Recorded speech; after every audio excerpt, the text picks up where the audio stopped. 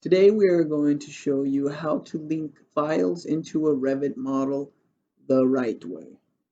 This video is number 1 of our series Revit How To.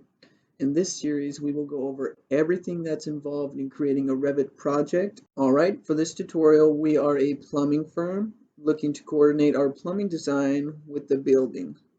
We want to link in the structural and architectural Revit files into our Revit model. First thing we need to do is go up to the Manage tab, navigate over to Manage Links, then we're going to go down to Add.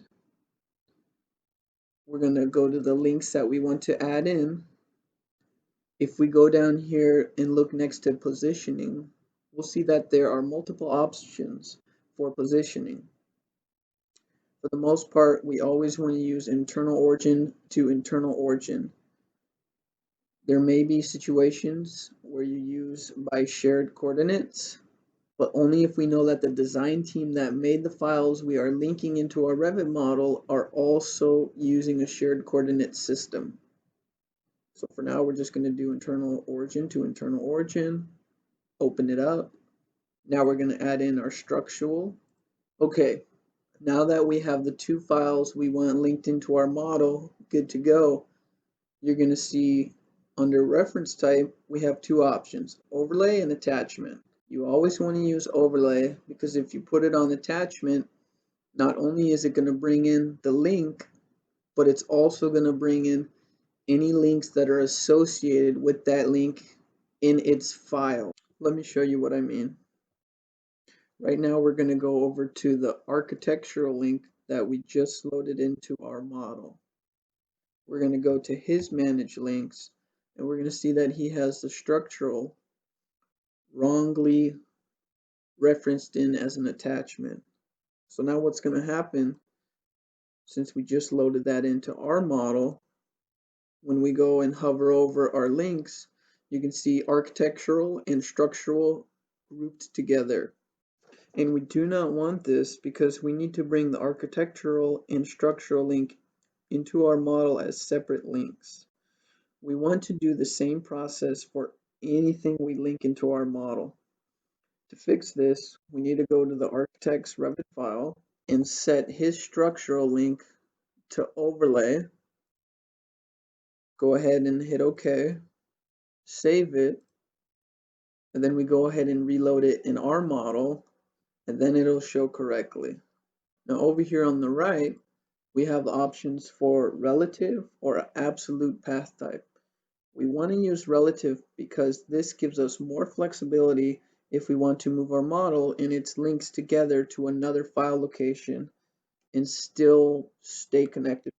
Now that we have all the files that we want linked into our model correctly done, we're going to go ahead and hit OK, and there they are. From here we'll have to go through and do our visibility graphics manipulation, but that's for another video. Let's quickly go over a couple of manage link problem solving tips. If any of your links ever say not found underneath the status, that means that the link was moved from its original location into another folder and Revit can no longer find it. If you know where the link or links have been moved to, you can just click on the link, go down to the Reload From button, and repath it. If you are linking files into your model and a box pops up that says the link is being upgraded, that means that the version of Revit you are working in is newer than the version of Revit that the link you are bringing into it was saved in.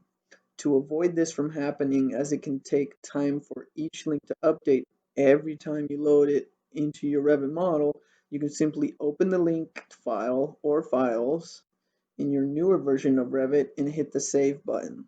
So now that we have this architectural link open in my version of Revit, all I have to do is hit Save, and the next time I go to load it into my project, it won't do that. That is the end of Revit how-to number 1, how to link files into a Revit model the right way. If you enjoyed this video and got value out of it, give us a thumbs up.